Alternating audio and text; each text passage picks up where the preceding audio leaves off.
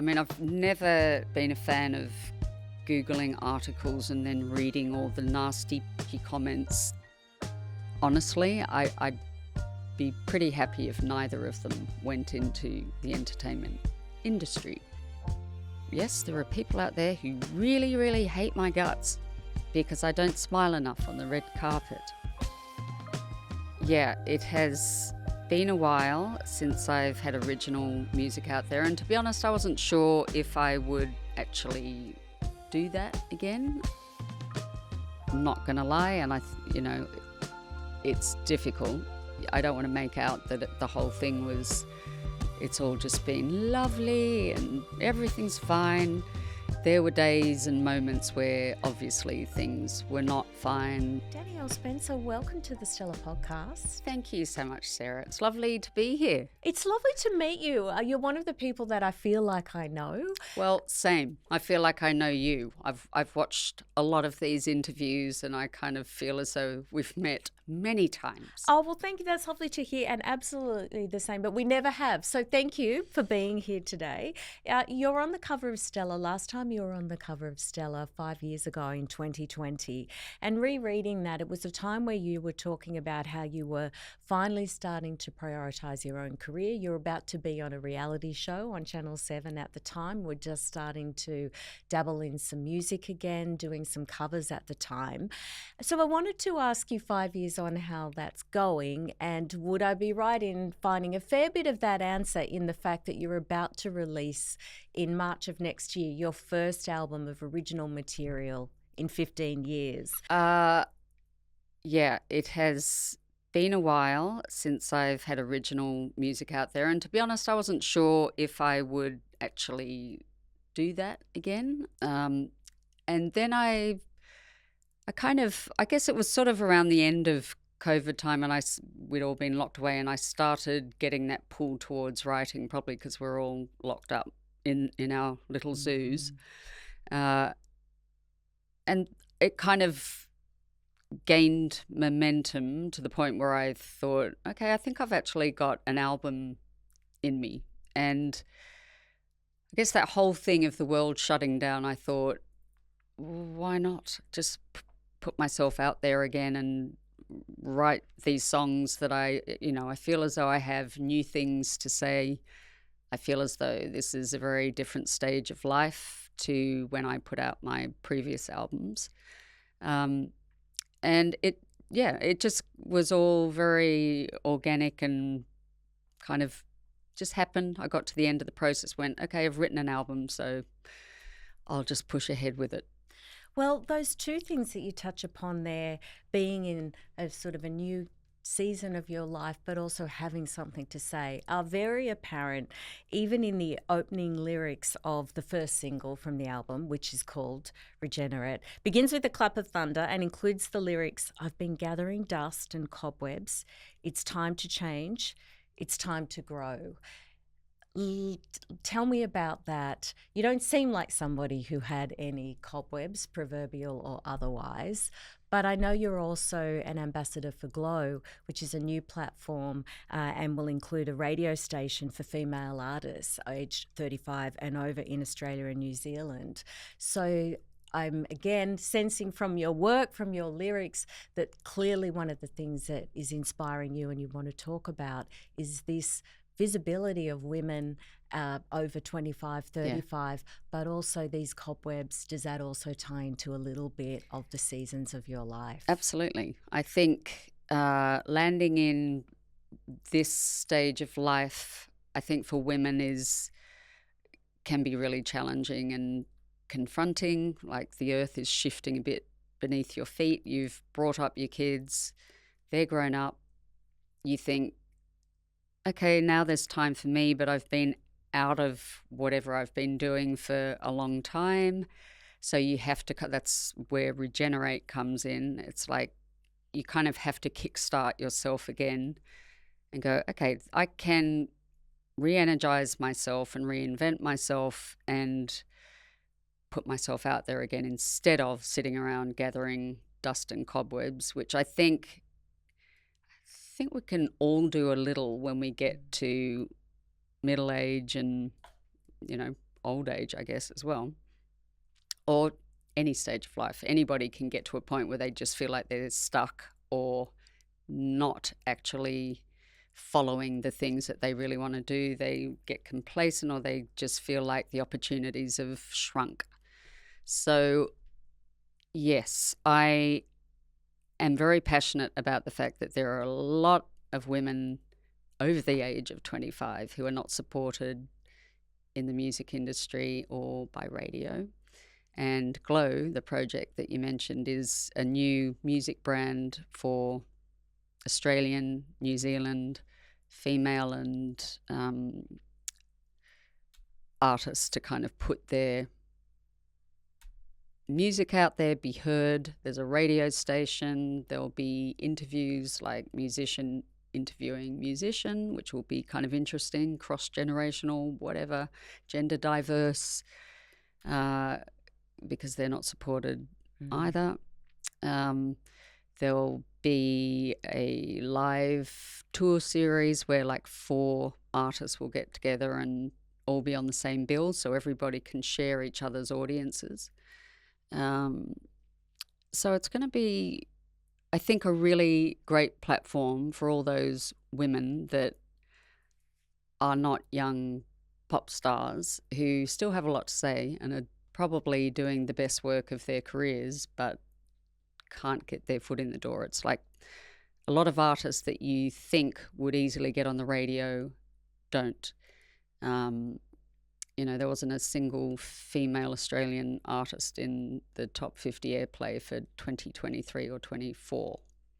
Isn't that crazy? Not a single one. And we feel like in so many ways that we're making progress and we're getting better at, in some parts of high-profile industries, whether that's women on television, women in streaming, women in film. You obviously worked a lot as an actor in the early years of your career.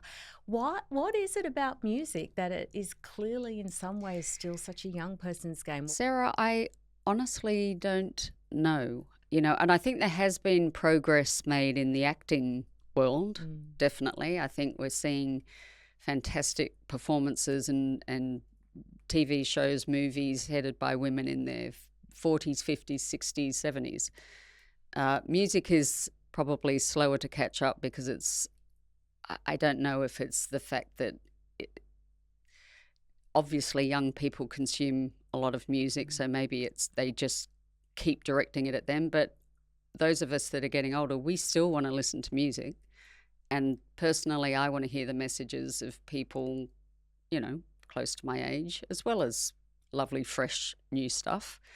But I think as you get older, you get more interesting, you get deeper, you get kind of more worldly wise. And I think women at that point in life have a lot to say. They really do. And I was just thinking about when you recently announced your new album, there were a lot of high-profile women that reached out to congratulate you publicly, including people like Jackie O. Delta Goodrem, who has said that she actually taught herself piano listening to one of your very first albums.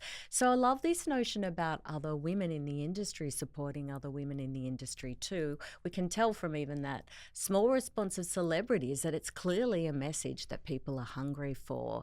Can I ask you a little bit about that female solidarity? And it does sound a little bit like a cookie cutter that we would give one another on International Women's Day, women supporting other women, but I really do feel we're at a moment in time where that message is being felt without shame or apology by women.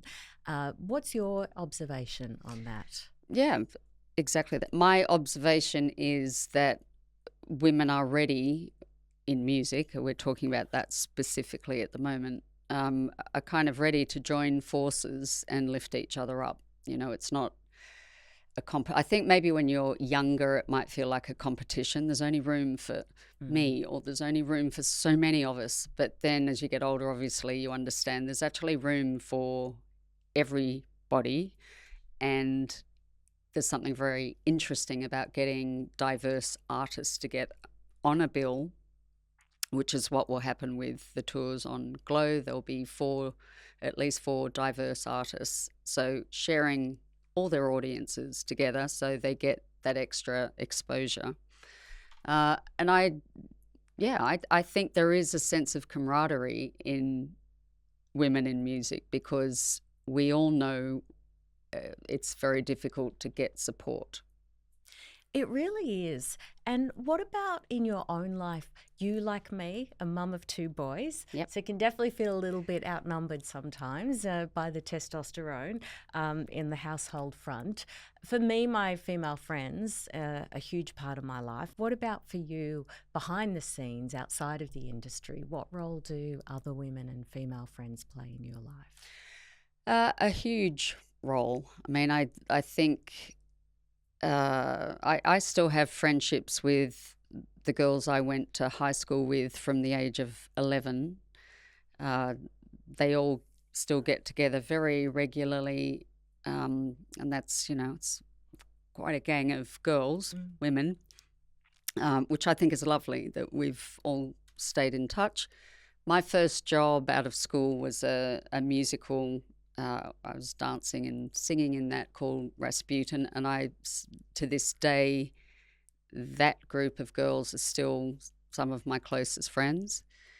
And then the rest of my friends are people I met maybe early in music career or whatever, but I have a stream of women in my life that I've known since I was 11, some of those school friends since I was 5 or 6, that I'm still friends with.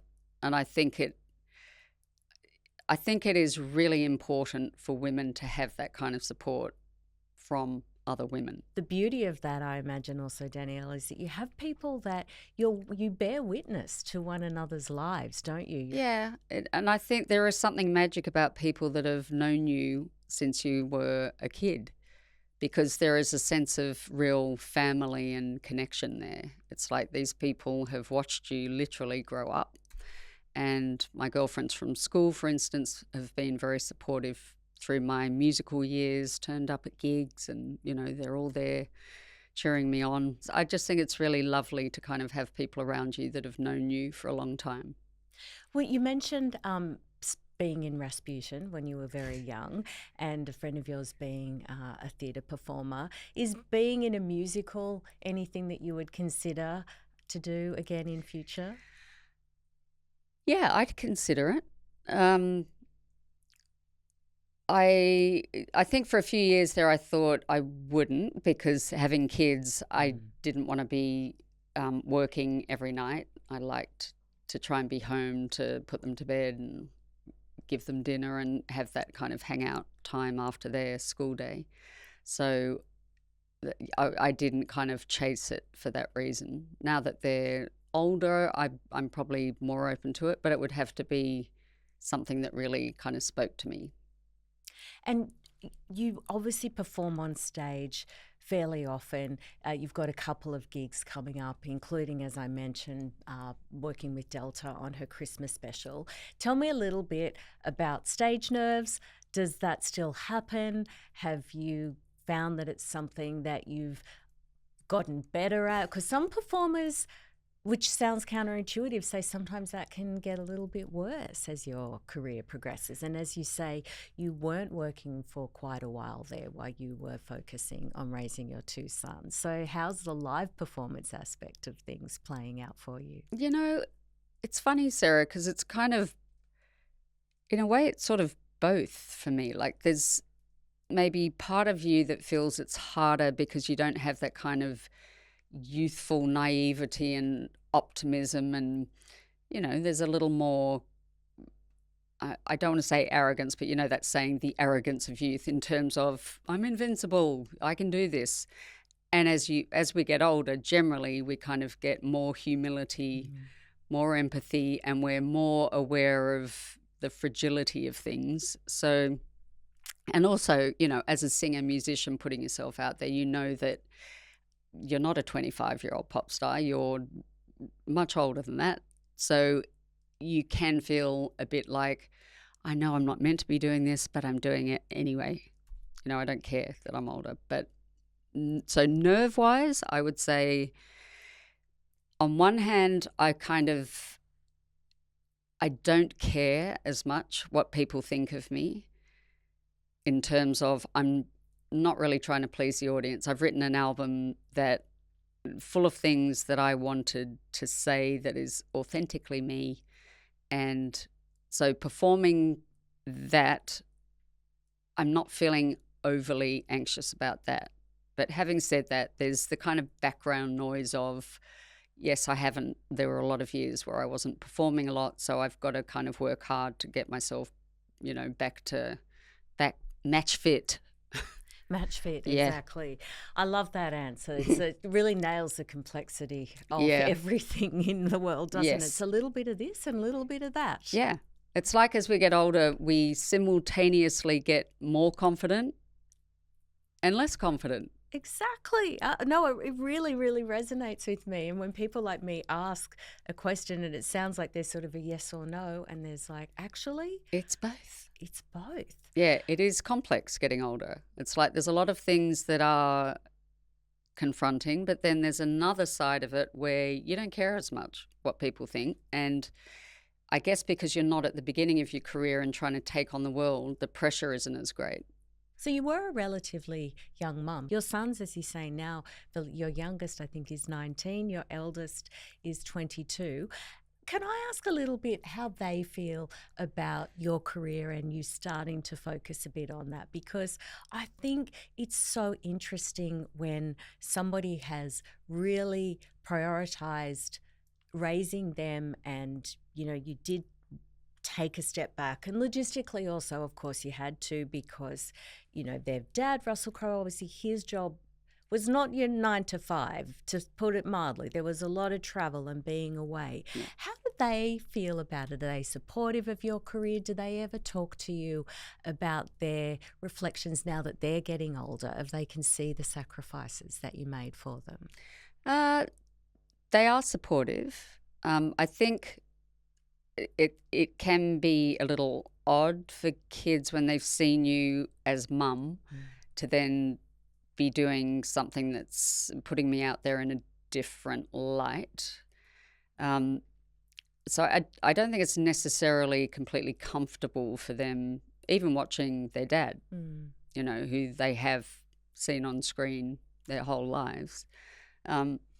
It's that thing of knowing somebody so well, and when you see them perform, it's like, okay, that's weird because that's just mum, or that's just dad, and he's doing a role, and that just really sounds like dad. It's probably slightly difficult for them to be completely objective. Having said that, they're very supportive. They're both creative. One of them's interested in acting and writing. The other one is interested in music and is studying at the moment. So I think they get it. But yeah, it's probably a little shift of, okay, that's slightly weird and slightly uncomfortable. I imagine that they have been asked as they've gotten older, are you going to follow in your dad's footsteps? Yep. Are you going to follow in your mum's footsteps? I'd love to ask you about, given your childhood, and you grew up, of course, with your father, Don Spencer, one of the most beloved singer-songwriters in the country, familiar to so many generations of Australians as well from the time that he was on Play School. Were you asked that question a lot growing up? And how, if anything, has that shaped how you've helped your boys navigate that? Because everybody deals with that in their own world. You're going to do what your mum or dad does. Yeah. But as we know, it's a whole other conversation when you're dealing with someone that's in the entertainment industry, and that everyone knows, what their mum does. Everyone knows what their dad does. I think I have felt protective of them on that topic, because I didn't ever want them to feel pressured to follow in their dad's footsteps or my footsteps. They can make their own footsteps in anything they like.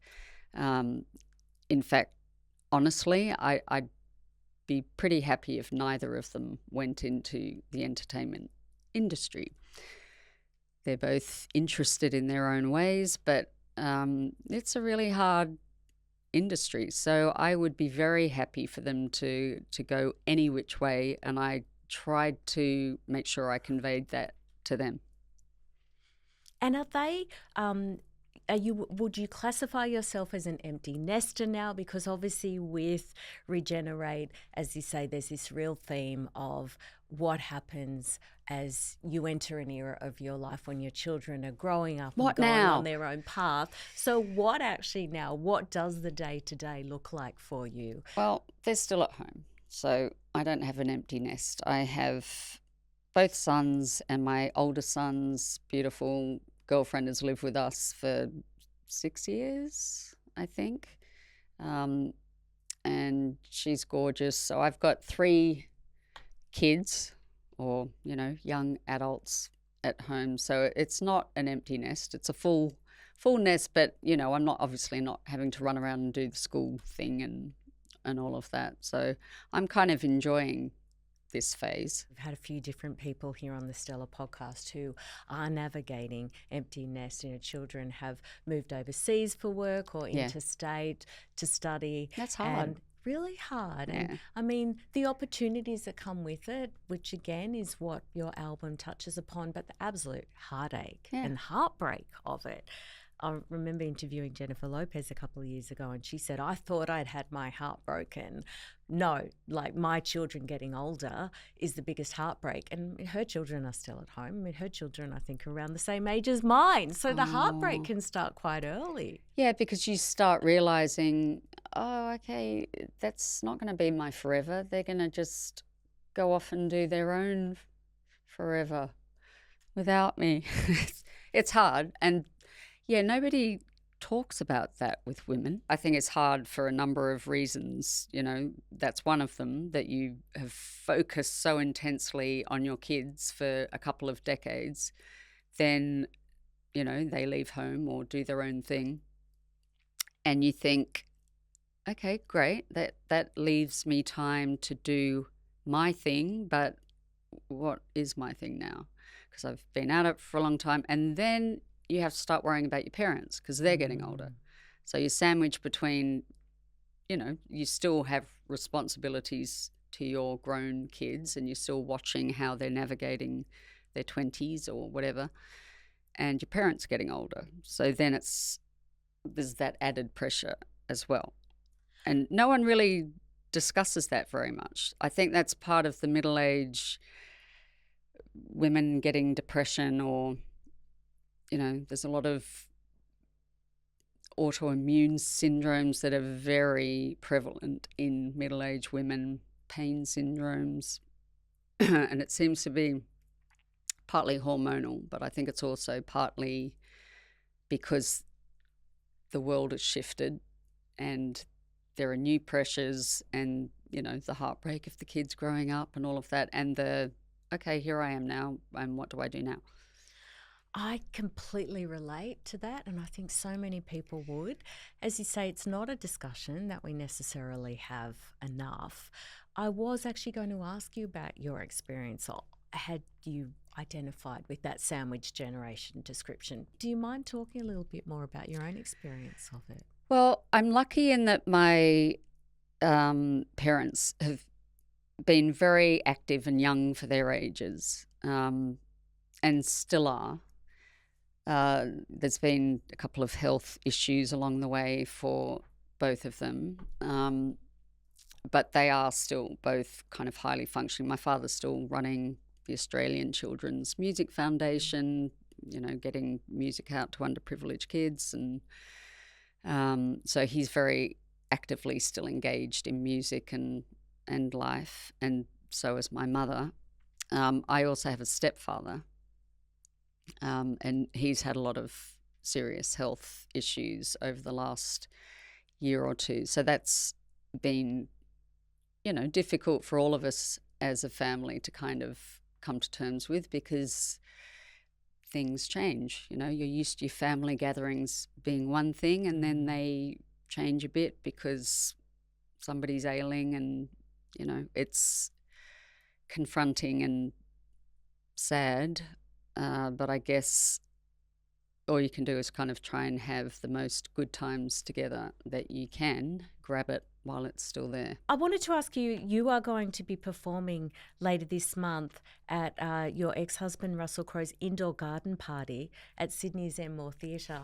Russell is doing some media at the moment. He's a film coming out. I don't know if you saw, but Richard Wilkins interviewed him on Channel 9 this week and put him on the spot when they were talking about indoor garden party. And Richard asked if you were being very well paid to perform, because you'll be performing some of your new music there. And let's just say that Russell jokingly Good old dodged Richard. the question. Thank you, Richard, looking out for me. He's very good, Richard Wilkins. Yep. But I wanted to ask Danielle about this absolute affection and good humour that you and Russell talk about one another in the media, in public,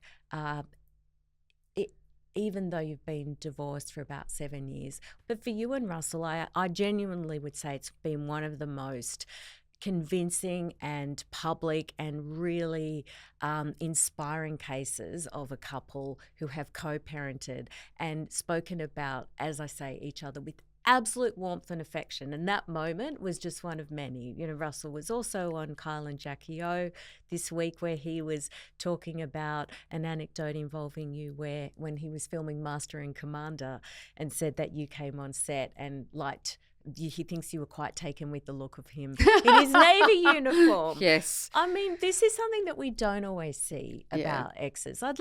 Can I ask you, how has it felt? Because I know it's not always, in my own experience of co-parenting, it's not always as easy as it looks.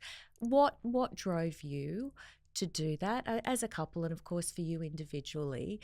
And as your boys have gotten older, a little bit what I asked about before, do you feel that they've now looking as they get older as young men, the sacrifices that you made as a mum and putting, your career on the back burner, are they obviously the beneficiaries of the way that you and Russell have chosen to conduct yourselves since separating? I hope so. I hope that the way we did it has impacted them as less as it possibly can. And I think for the main part, we have successfully moved through those transitions. I am not going to lie, and it's difficult. I don't want to make out that the whole thing it's all just been lovely and everything's fine. There were days and moments where obviously things were not fine, were tense, we were unhappy, and it's sad. It's really sad breaking up with somebody that you've known for so long, that you've had children with.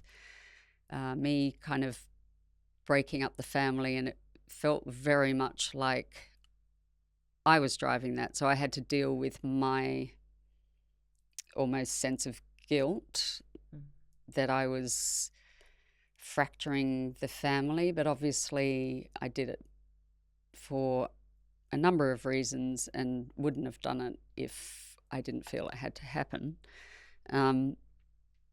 But yeah, there was some difficult times, as there are for, I think, anybody that is separating or getting divorced.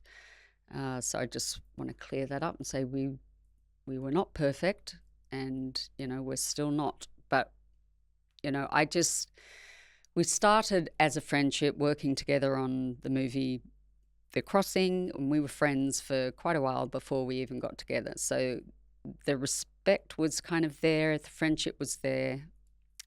Initially it was a professional friendship, and then it kind of moved on from there. So I just thought, I've known this person since I was 19.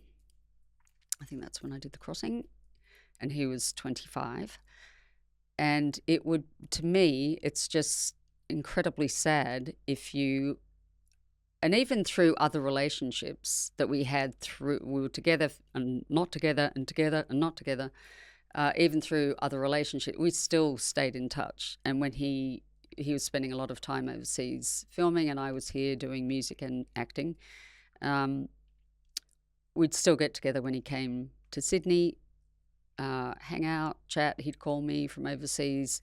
So that friendship kind of carried on through various other relationships that we had. And to me, it just seemed it would just be ridiculous to end up completely estranged or enemies after that kind of connection and having two children together. So I was just determined to kind of keep things kind of calm, peaceful, as peaceful as I could, and kind of keep reminding him of our past, and he's aware of that, and I don't think at any point he wanted us to be at odds.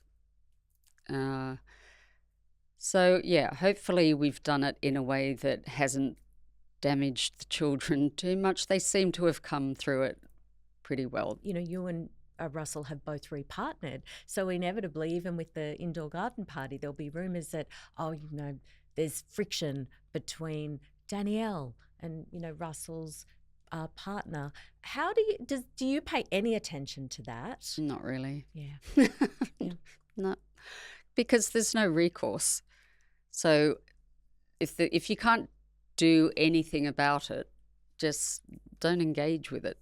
You know, I can't change what people are going to write, so I just really don't take it on board. And I really hope that Russell's partner does not take it on board, because I'm sure she really does not enjoy those sort of articles, and it's unfair, and you know, it must be difficult for her when the focus is on this marriage, you know, and the children. She's his partner now, and it must be tedious for her to kind of have those things thrown at her. Oh, tedious. Perfect word for it. And then what about for you, Danielle? Because you've been with your partner, Adam, for coming up, I think, to 10 years now. So God, time goes fast. what does he ever make about, you know, people like me or Richard Wilkins or whoever, or Russell himself, bringing up your marriage in the public conversation? I have to say Adam is not remotely bothered by any of it. He doesn't tend to read a lot of that stuff. He's not in the entertainment industry, so he's not Googling articles about. I mean, every now and then he'll say, "Oh, an article popped up saying this." So it's just come into his feed. But for the most part, he's a pretty well balanced individual and not prone to kind of angsting about things. He just doesn't really take it on. When did you sort of learn, if at all, to stop the Google search? You know, as you've come through the industry yourself as a young actor, as you say, you were 19 in The Crossing, you worked as an actor. We've seen media take on all sorts of forms in the course of our respective careers. You know, the internet happened and then social media happened. So all of the speculation and the rumours and the good and the bad, it's just become more and more amplified and found different platforms.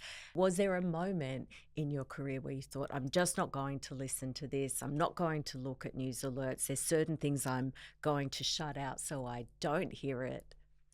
Yeah. I think probably maybe around the divorce.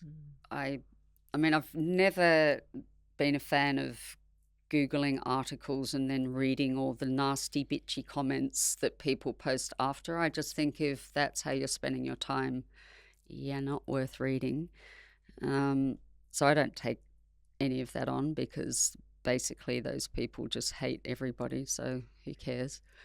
But yeah, I don't chase looking at articles about myself, because it can be upsetting if they're completely inaccurate or if they're saying the wrong thing. You know, I've had articles putting me together with somebody else when I'm with somebody else, and it's, you know, it can be damaging and difficult to deal with. So I kind of, probably around the divorce, because there was so many articles And a lot of people who were fans of Russell then decided they detested me.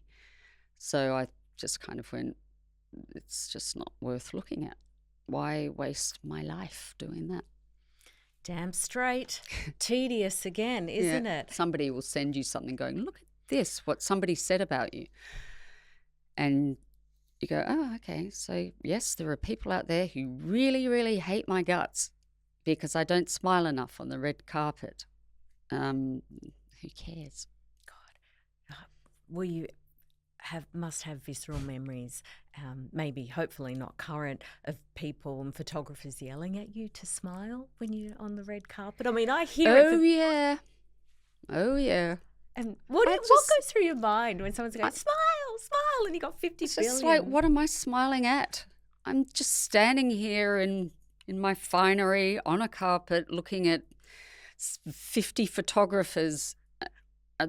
It's blinding, everything's flashing in your eyes. And to me, it always just feels idiotic, standing there just smiling inanely. At what? For what? It's like is when people say, just relax. When someone's in a super stressful oh, gee, thank you. Yeah. Oh, now I'm relaxed. Yeah. Great. And now I'm smiling. Yeah. For me, it's just kind of, I want to get from the beginning of the carpet to the end of the carpet as quickly as I can. And I don't smile very successfully for most of it. I might crack a few, but I just can't keep it up. It just doesn't work for me. And it really irritates a lot of people. Yeah, well, you know, what I personally find irritating is the fact that we yell at people to smile. Yeah. And I think women particularly get told all the time. I've had it walking down the street. Someone goes, oh, smile, love, it's not that bad. I go, what am I smiling at? I'm walking on my own listening to music. Why am I meant to be smiling? I'd look insane.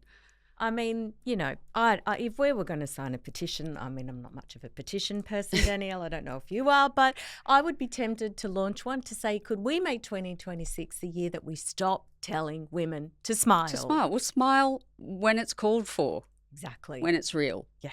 Do you want a fake smile? No. Yeah. Let me finish up by asking you about the album. It's really something that will be a rallying cry or reflection to women as they enter new seasons of their life, to dust off those cobwebs, and that there are so many other opportunities and new things available to you. So are there ever things that you think in the next, multiple decades that lie ahead for you, professionally and personally, that is next for you to be taking on? Ooh, I'm open. I think that's the nice part of this age, because I'm not kind of desperately grasping after a particular thing. So if a musical theatre role came up and I went, oh, that feels like that would be a great fit for me, that would be fun, I'll grab it. If somebody threw a movie script at me and went, I think this role is right for you, and I went, oh yeah, I'd do that. But if that doesn't happen, that's also fine. I'm happy to kind of keep going, write my songs. For me, writing songs is kind of very cathartic and therapeutic, as it is for a lot of songwriters. So that's kind of where I put that's my therapy session, and I'll always want to keep doing that. But yeah, as for the rest of it, I'm kind of nicely open and not desperately chasing anything in particular. Oh, that sounds like a good place to be. Yeah. And that, I think, explains so much about the energy that you feel listening to the music and sitting here talking to you today. Oh. It does. It's been a pleasure to talk to you, Danielle. It's been a pleasure to talk to you, Sarah. Thank you for coming into the studio. And Danielle Spencer's new album, Regenerate, is out in March. And in the meantime, you can head to your favourite streaming platform to pre-save it, where you'll also listen to the new songs Regenerate, The Game and Hummingbird. Yes. Congratulations on the new album. Oh, thank you so much. Look forward to seeing you on stage soon. Yeah, great. Thank you, Sarah. Thanks, Danielle.